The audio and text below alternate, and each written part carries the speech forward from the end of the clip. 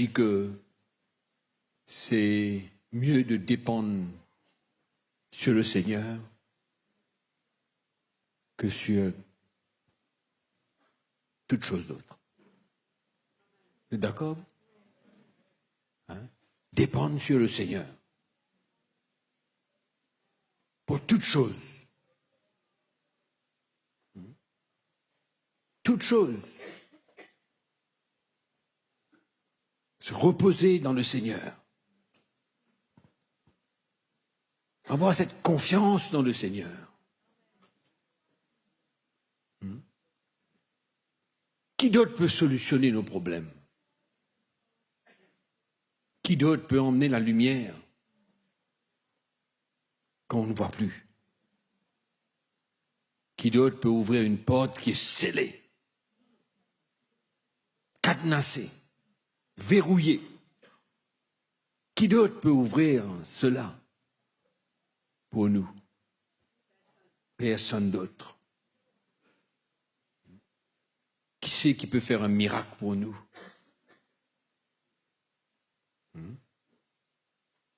À part de Jésus.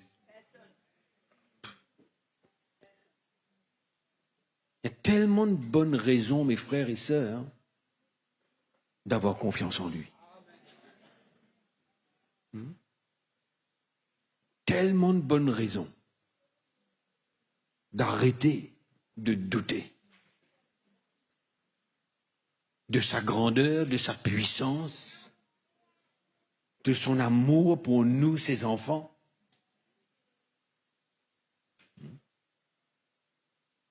Faudrait que nous puissions arrêter de douter,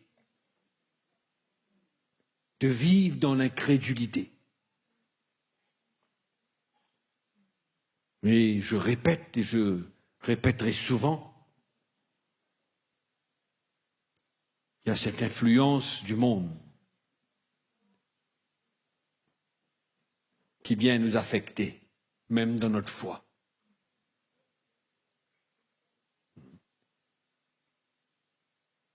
Trouver des solutions dans la force de l'homme, avec l'intelligence et la sagesse de l'homme. Il y a une telle influence qui pénètre partout et à travers tellement de choses qui touchent notre vie,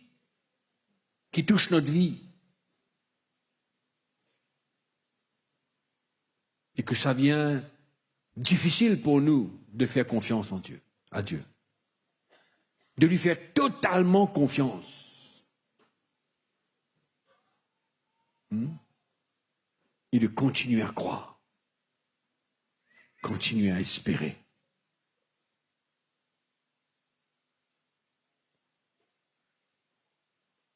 Moi, je suis convaincu. Et le Seigneur a besoin de grandir cette foi dans mon cœur, dans votre cœur.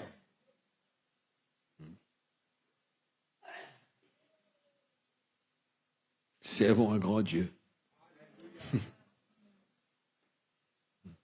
Il y a des fois, nous vivons comme si on n'a pas de Dieu. On vit. Nous sommes des chrétiens. Nous avons été sauvés. Mais on vit comme si que Dieu n'existe pas. Ça vous arrive? Comme si que Dieu n'existe pas, il n'est pas intéressé dans notre problème. Il n'est pas intéressé de solutionner quoi que ce soit. Non. On a recours à toutes sortes de choses. C'est comme si que Dieu n'existe pas. C'est pourquoi je suis persuadé que si nous crions à Dieu, qu'il nous donne la foi, ça nous aidera à voir Dieu se manifester dans notre vie.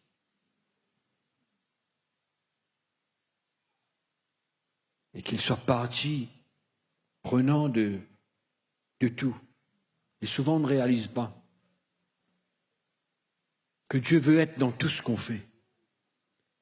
Ou allons dire plutôt qu'il est dans tout ce qu'il veut pour nous. Mais c'est attristant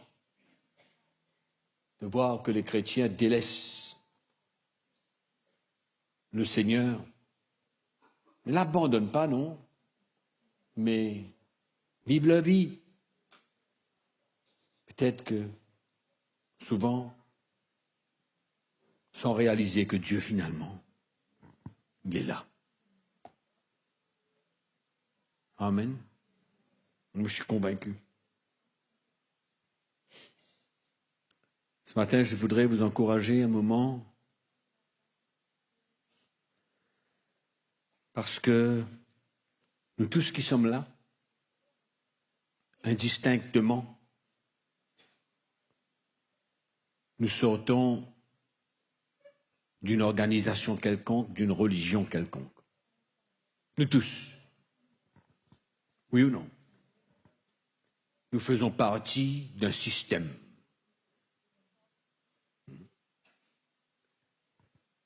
Nous étions habitués à des rites, de rituels, parce que cela forme partie des religions.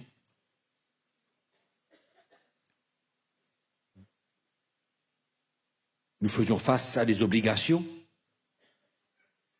Tu es obligé de faire certaines choses. Il y avait des sacrifices qui étaient obligatoires, d'autres optionnels, dépendant de notre engagement dans notre religion.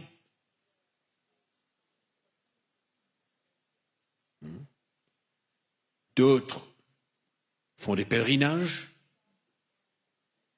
Enfin, nous étions tous dans une prison. Tous dans une prison. Vous savez pourquoi je vous dis ça? Parce que quand je faisais le cours là cette semaine, je lis des Hébreux et réalisais qu'est-ce qui faisait vivre le peuple juif. Cette religion, le judaïsme. Et comment ce peuple juif était attaché.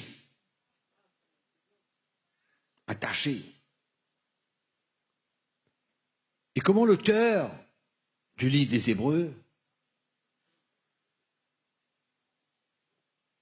avait peur d'un retour définitif dans le passé. D'un retour définitif de la part des Juifs à leur religion. Et le danger que cela leur représentait. Le danger que cela représentait. Pour eux, qui avaient connu Christ, qui avaient connu Jésus, de retourner aux vieilles habitudes. Et nous aussi, nous étions dans nos habitudes. Donner à nos rites, nos obligations, nos sacrifices, nos pèlerinages et tant d'autres choses qui nous liaient, mais dans notre ignorance, on voulait quelque part chercher notre bien-être, apaiser notre conscience d'une manière ou d'une autre. Parce qu'il ne faut pas oublier que, comme l'apôtre Paul dit dans l'Épître aux Romains, il dit que nous avons qu'à regarder autour de nous dans le ciel, les montagnes, la création de Dieu, pour savoir qu'il y a un Dieu. Non? C'est ça que Paul dit. Paul dit ça dans l'Épître aux Romains. Il dit, vous n'avez qu'à regarder autour de vous la création, tout ce que Dieu a créé, pour finalement accepter qu'il y a un Dieu. Donc s'il y a un Dieu, il faut bien que nous essayions de trouver faveur devant lui et que quelque part, nous puissions avoir une conscience apaisée vis-à-vis de Dieu, en faisant des choses, en s'adonnant à des rites, à des ordonnances, à des obligations, à des sacrifices. Et comme l'apôtre Paul dit, tant que le voile demeure pour les Juifs, ils ne voient pas. Et c'est en Christ que le voile est ôté. Pour nous, c'est la même chose. Même chose. Ce n'est qu'en Christ, la foi en Jésus, notre conversion, en réalisant ce que Jésus a accompli pour nous à la croix, à ce moment, le voile qui était devant nos yeux est enlevé et nous voyons briller la splendeur de l'évangile de la gloire de Christ. Et nous voyons Christ. Et nous le voyons. Nous nous convertissons à lui.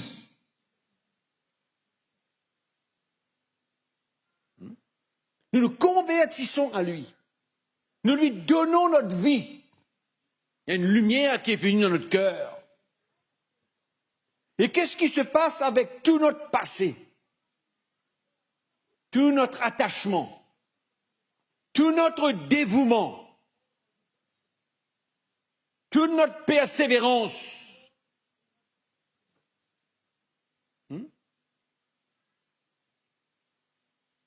Comment se fait-il qu'un homme comme moi a donné pour les sacrifices que j'avais à faire, les choses qu'on m'obligeait à faire, ou presque, que je me sentais, tout du moins, obligé de faire, pour être, entre guillemets, bien avec Dieu? Comment se fait-il que quelqu'un comme moi, qui a fait des pèlerinages, qui me donnait chaque jour à des rites, peut soudainement tout abandonner et de considérer tout ce que j'ai fait pendant des années, dans mon cas 27 ans, à donner à ces choses? C'est quand la lumière vient, quand Christ est révélé, quand la croix de Jésus est révélée, quand son sacrifice est révélé. Ce n'est qu'à ce moment-là que je fais la différence. C'est pourquoi souvent on ne comprend pas comment il y a des gens qui sont chrétiens, mais qui demeurent, qui se disent chrétiens souvent, mais qui demeurent dans leur tradition, dans leur religion, dans leurs rites, dans leurs obligations, et ils se sentent obligés de faire ces choses encore. C'est comme si qu'il restait un attachement, un lien avec un passé spirituel.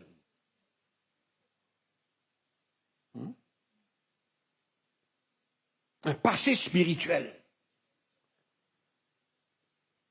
C'est presque incompréhensible.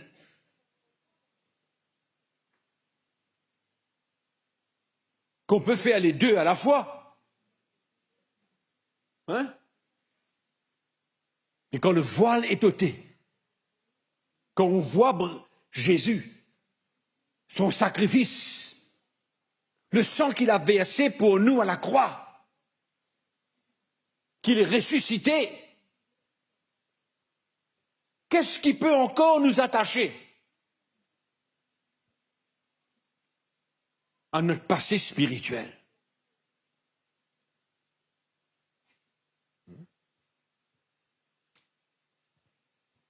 C'est un grand miracle qui se passe. C'est un grand miracle qui se passe. C'est pourquoi Jésus, il n'est pas simplement quelqu'un qui vient, qui fait des miracles, qui est bon, qui fait du bien.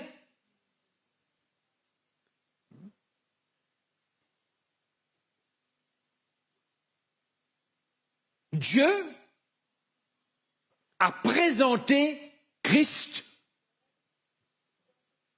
pas comme un bienfaiteur. Il a présenté son Fils comme le Sauveur. Pas comme quelqu'un qui vient, qui fait un miracle pour vous. Non, ça c'est en plus ça. Ça c'est une bénédiction ça. Mais Dieu le Père présente Jésus-Christ comme Sauveur, comme Seigneur, comme celui qui vient remplacer tout notre passé spirituel, tout notre engagement spirituel, toute notre vie spirituelle. C'est une coupure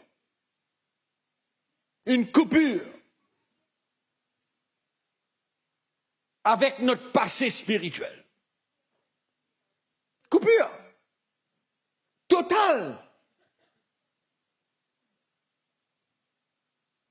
Où il n'y a plus de lien.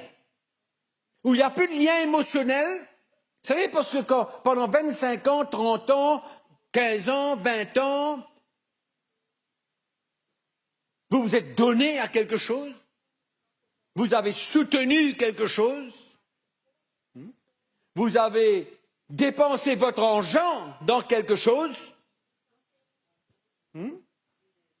tout, vous vous êtes donné.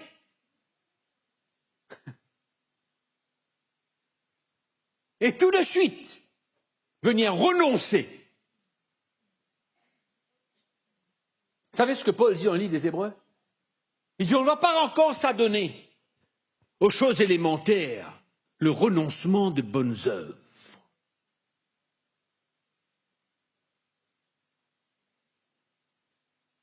Frères et sœurs, quand Dieu présente Christ, il présente Christ comme le souverain sacrificateur. Il présente Christ comme le Sauveur, comme le Seigneur, comme le Roi, comme Dieu.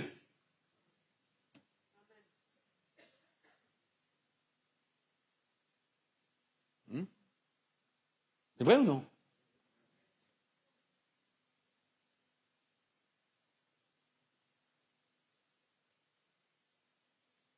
Et j'ai compris. J'ai compris pourquoi l'auteur du livre des Hébreux était tellement tracassé.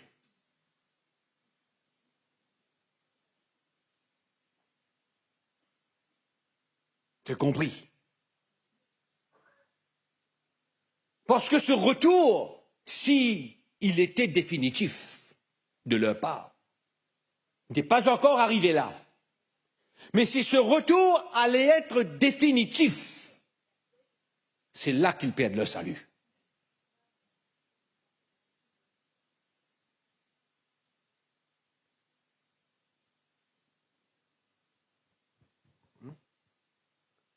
En d'autres mots, ils renient Christ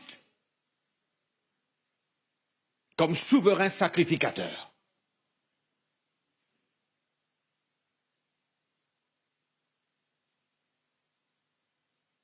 Qui a paru une seule fois.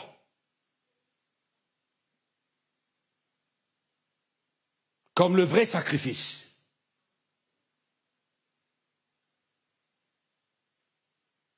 Ça le problème. réelle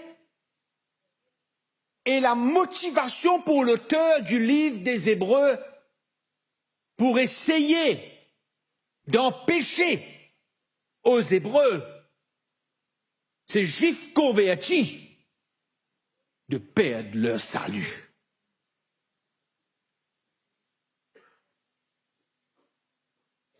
Et nous, qui sortons d'une religion,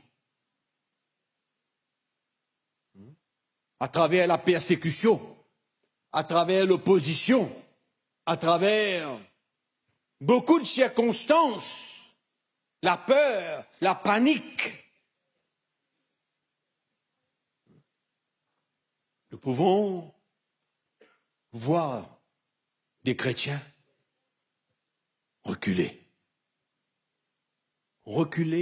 abandonner, retourner dans leur passé spirituel.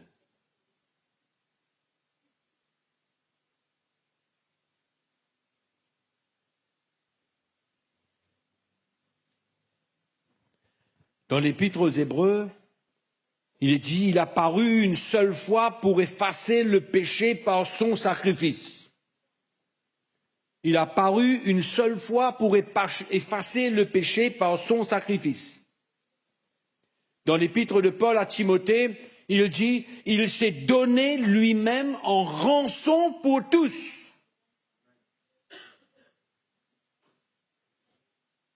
Il s'est donné lui-même en rançon pour tous. C'est pourquoi quand on vient à Christ et que la révélation vient dans notre cœur, il faut couper les liens émotionnels.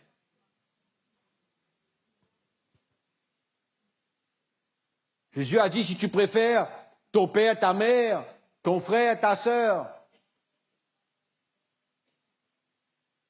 plus que moi,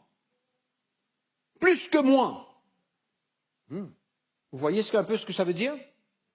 En relation avec ce qu'on parle? Et souvent les chrétiens sont liés émotionnellement, qu'ils préfèrent se soumettre à ce lien émotionnel et retourner en arrière, sacrifier leur vie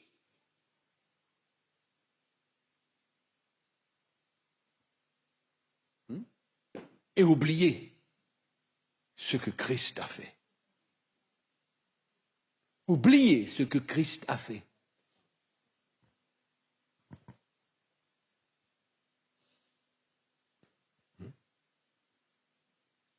C'était ça la chose grave de ces Juifs convertis. Un retour dans le passé. Même chose grave pour nous, qui avons été libérés. Il a donné sa vie comme la rançon pour tous. Vous savez ce que c'est qu'une rançon? C'est quelque chose qu'on paye pour une libération. La rançon. Vous allez en cours aujourd'hui, quelqu'un est accusé. Quelqu'un est accusé. Avant qu'on le juge, juste pour vous donner une petite idée, on lui demande une caution. 5 000 roupies toujours. Bien sûr, 5, 10, 15, 20, 100, qu'importe le prix, pour la faute qu'il a commise. En attendant le jugement. Donc il paye pour continuer à être libre jusqu'au jugement.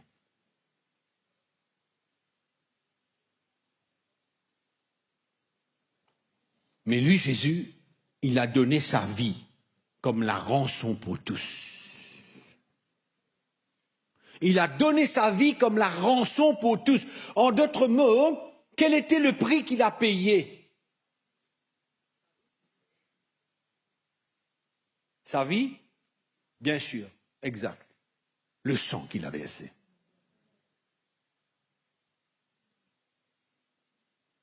C'était ça le prix pour libérer tout le monde.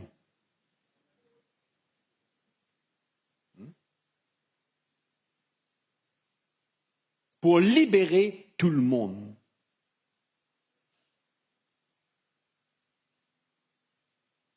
On a payé un prix.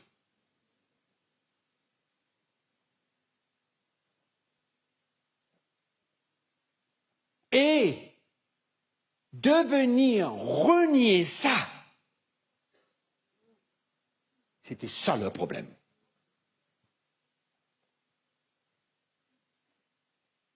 Quand Paul parle, quand l'auteur parle, qu'est-ce qui va se passer avec ceux qui ont connu la vérité, etc., etc., etc. Quel était le problème? Ce n'était pas le péché le problème. Non. C'était un retour à le lien spirituel et ne plus considérer le prix qui avait été payé et ce que Dieu avait établi comme Sauveur et Seigneur.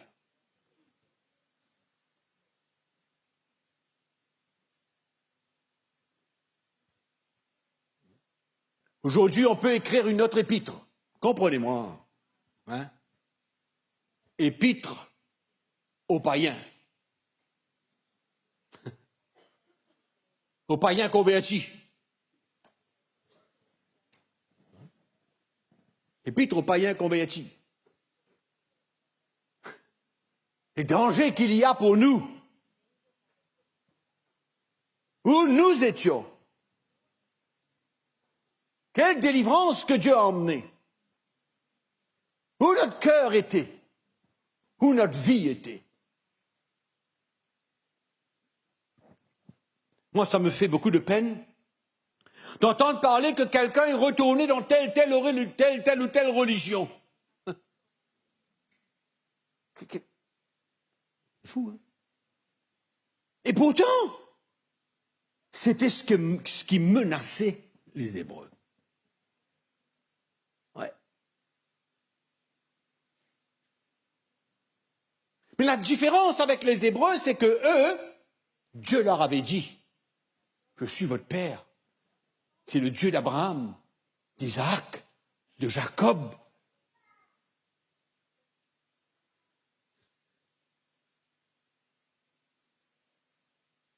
C'est pourquoi quand on regarde notre salut aujourd'hui, peut-on y même penser à un retour? À un retour en arrière? Si quelqu'un est vraiment sauvé et qu'il a le voile a été ôté et qu'il a vu Jésus-Christ et qu'il a compris ce que Jésus a fait pour lui, qu'il s'est donné en rançon pour lui, en rançon. Il a payé ce qu'il avait besoin de payer pour toute l'humanité entière. Et maintenant, je veux même essayer de regarder derrière moi ce que mon père va penser. Hein? Et il y a des chrétiens qui se font piéger ce que ma future femme va penser. Hein? Ce que le futur jeune homme va penser. Mais ta conversion, c'est pas ça le fondement de ta vie? C'est pas cette conversion qui va décider ton futur? Qui va emmener toutes les décisions de ton futur, de ta vie future?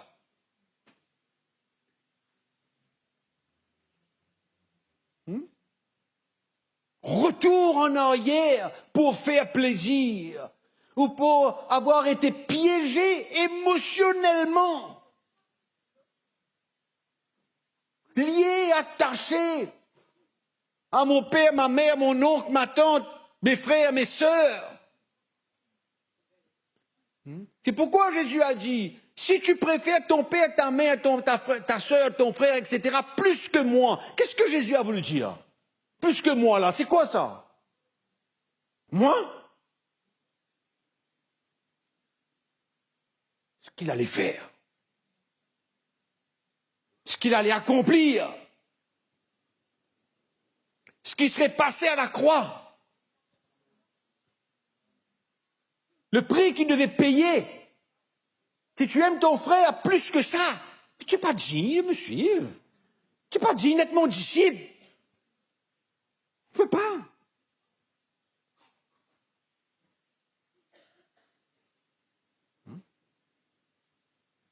Il y a des choses où Dieu veut ouvrir nos yeux.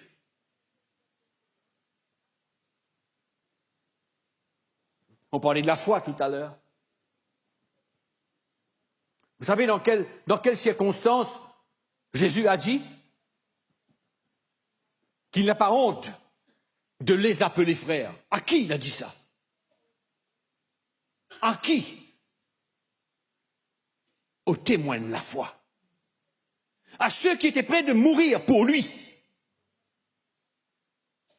Hein?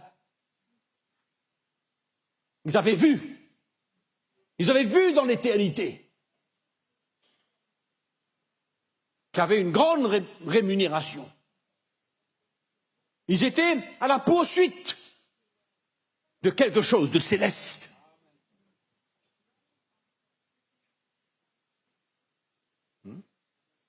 Ouais.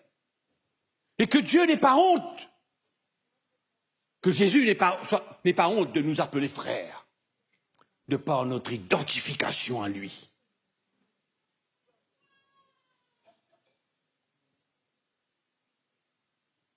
De par ma vie.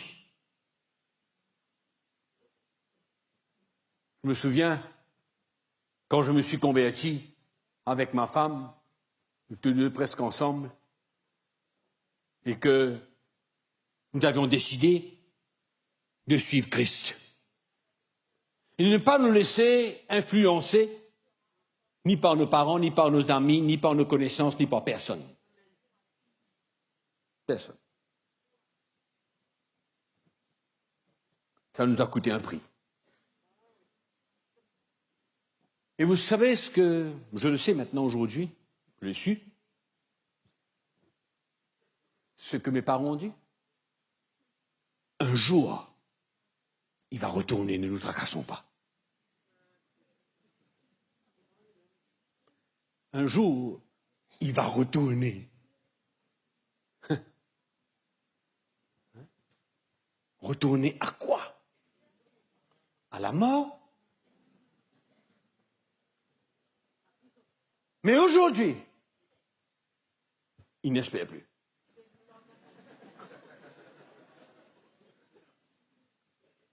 Ils sont convaincus que c'est fini.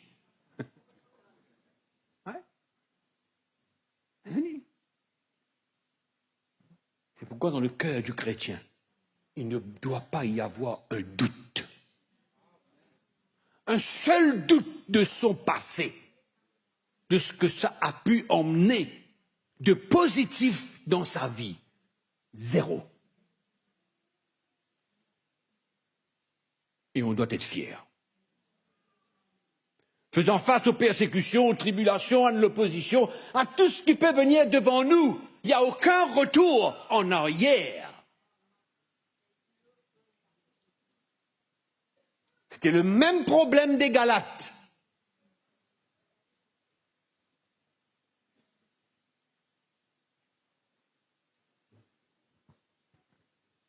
Mes frères, mes sœurs,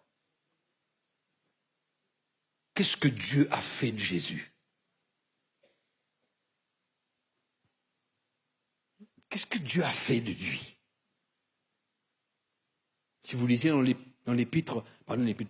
livre d'Ésaïe, le prophète, au chapitre 53, vous allez voir comment Dieu le Père l'a considéré.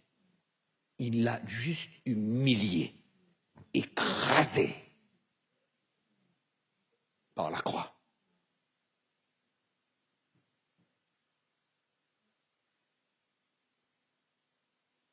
Il l'a considéré comme puni. Hein? Il a considéré son fils comme puni pour prendre la condamnation de l'homme.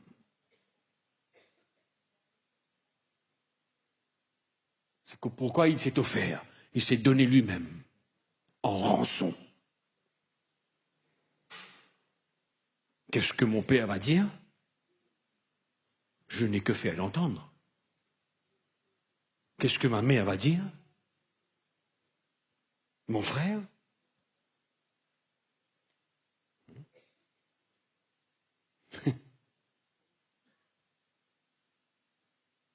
C'est pourquoi quand on parle de conversion, on sait où on sort. Et on sait en qui, désormais, on croit. Moi, je ne crois pas dans le Jésus d'un livre. Je ne crois pas dans le petit Jésus.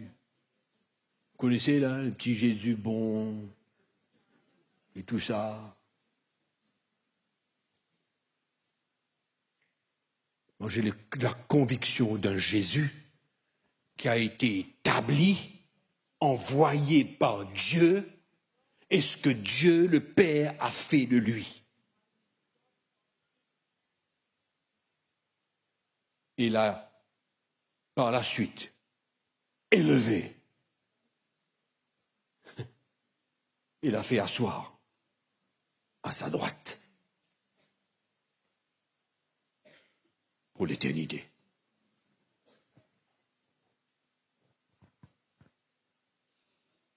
Hein? Moi, ce n'est pas de l'argent qui m'a sauvé.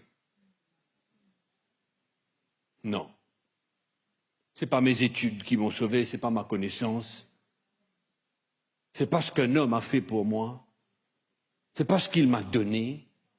C'est certainement pas ce qu'il m'a promis. Non. Moi, j'ai été sauvé.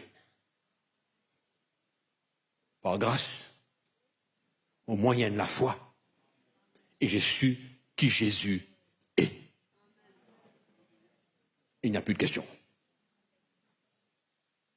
Plus de question.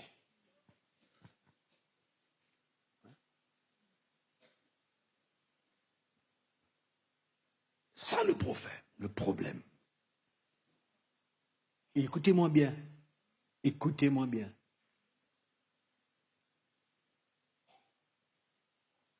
Les derniers jours ne seront pas si faciles que nous croyons. Ouais.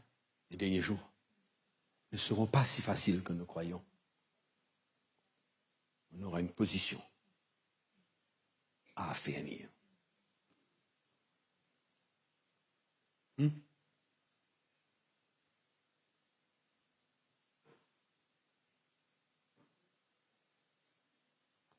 Nous avons été libérés du péché qui nous condamnait, chose que la religion était incapable de faire. Quand on ne prend pas soin du péché de l'homme, on trouve toujours un moyen rituel, un sacrifice, une offrande, pour essayer de prendre soin de ce péché.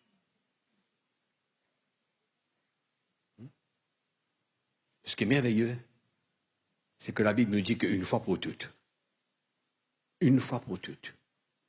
Jésus-Christ apparut, a donné sa vie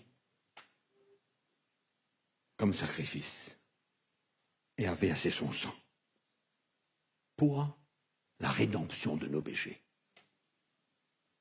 pour que nos péchés ne soient plus considérés.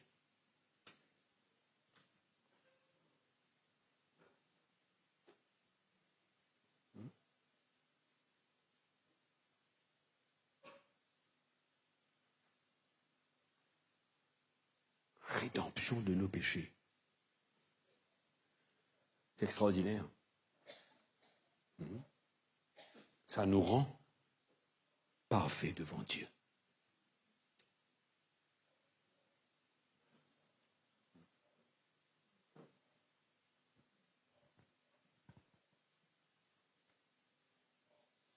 Dans les derniers temps, attention à un retour en arrière. C'est pourquoi il faut s'affermir.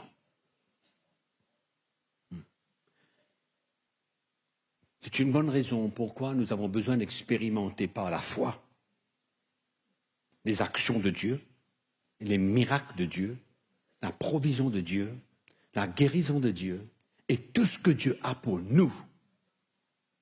Et tout ce que Dieu a pour nous affermir, pour nous rendre forts, pour nous rendre solides et ne plus douter.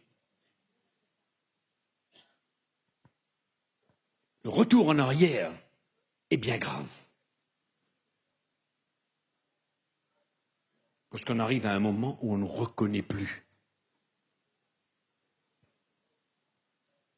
ce que Christ a accompli. Et quand cela est marqué dans le cœur de l'homme, et qu'il donne sa vie en retour,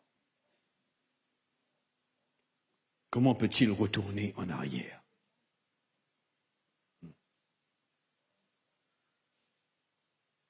Quand quelqu'un a vu, quand un homme ou une femme a vu briller la splendeur de l'Évangile, ce que Christ a fait pour lui, quand cette lumière est venue clairement, il y a un détachement complet. Complet. Il n'y a plus de compromis, il n'y a plus de partage, on ne divise pas pourcentage, c'est complet. C'est une vie donnée. Une nouvelle vie. Et ce qu'on a besoin de comprendre, je termine, ce qu'on a besoin de comprendre, c'est qu'avant, nous n'avions aucune alliance avec Dieu. Aucune. Personne ici n'était en alliance avec Dieu. D'aucune manière. Maintenant, nous sommes en alliance avec Dieu. Nous sommes en alliance avec Dieu maintenant. La première que nous avons fait avec Dieu. La première et unique alliance qui existe pour nous, les païens convertis.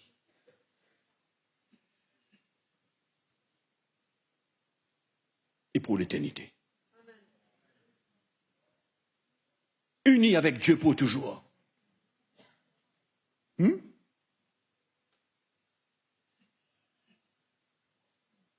savez ce que Paul dit dans l'Épître aux Éphésiens? Quand il parle aux païens, il dit, mais vous, qui étiez sans alliance avec Dieu, sans alliance avec Dieu, étrangers de la promesse, étrangers de tout, on n'était rien, nous. Qu'est-ce qu'on était, nous? Des pécheurs. On avait une seule chose qu'on pouvait faire, regarder le ciel et dire, Dieu, c'est toi qui as créé ça. Toutes ces belles montagnes, c'est toi qui as créé ça. Hein? Et tout. Et puis, nous avions ce que l'homme a formé, la religion.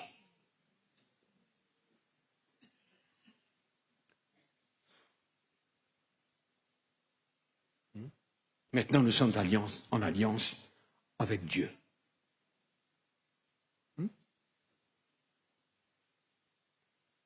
Combien? Une, deux, trois? Combien d'alliances on a? Une alliance avec Dieu. Ça s'arrête là. Hein? Et quand ça s'est devenu clair dans notre cœur, on est coupé de tout. Tout notre passé entier. Je ne veux plus avoir rien à faire avec tout ce que j'ai fabriqué, tout ce que j'ai fait.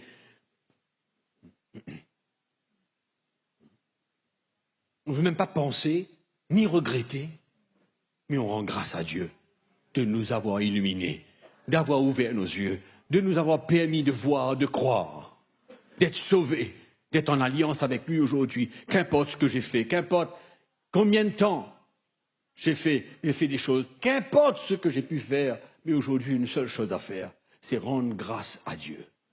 Lui dire merci de m'avoir sauvé de cette prison. Et aujourd'hui, être en alliance avec Dieu. Même pas une seconde pour considérer un retour.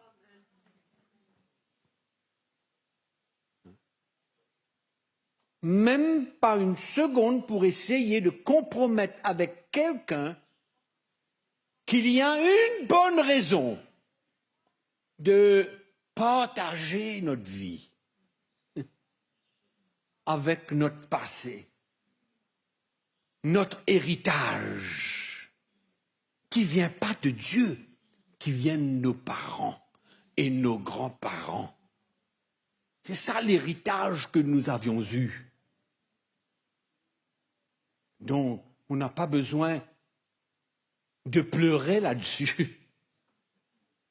Mon papa, ma maman, qui m'ont instruit dedans depuis 25 ans, et maintenant je les laisse comme ça en plan.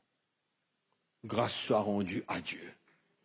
Merci Jésus pour notre délivrance, merci Jésus pour notre libération, et que notre vie soit un témoignage pour eux, afin que eux aussi, ils arrivent à croire.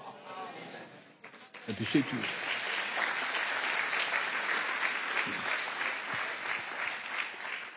Le compromis ne va aider personne.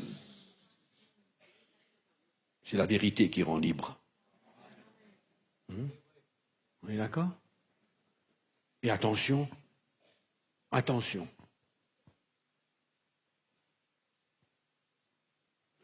Le futur ne va pas être facile.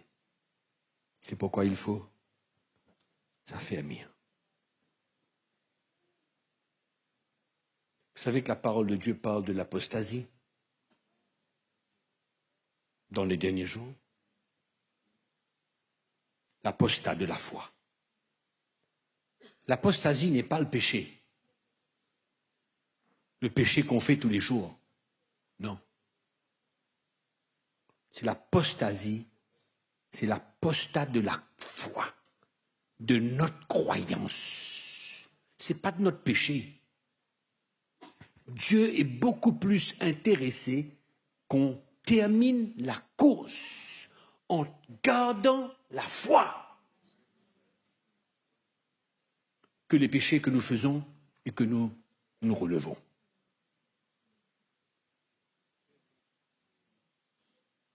Dieu est plus intéressé. Paul dit, j'ai terminé la course, j'ai gardé la foi. Et Dieu seul sait où Paul a traversé. Dieu seul sait enfin Dieu, nous savons un peu, mais Dieu sait plus encore de sa vie. Persécuté. Pour sa foi. Il a gardé la foi. Il a gardé l'évangile. Amen. En ce qui nous concerne, on doit pas retourner en rien, mais juste se tourner comme ça et regarder loin de nous où cette vieille vie, cette vieille identification, ces vieilles actions que nous avons faites. Maintenant, j'ai quelques sacrifices à porter à Dieu. Des sacrifices de louange, des sacrifices de libéralité que l'Évangile nous enseigne.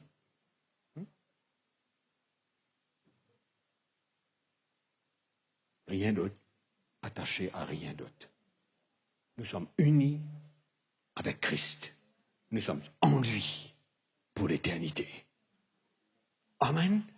Plus de retour, plus de compromis, mais c'est le temps et le moment de s'affermir. De s'affermir dans la foi. pour arriver à terminer cette course jusqu'à la fin. Amen. On peut regretter notre passé? Non, il n'y a rien à regretter.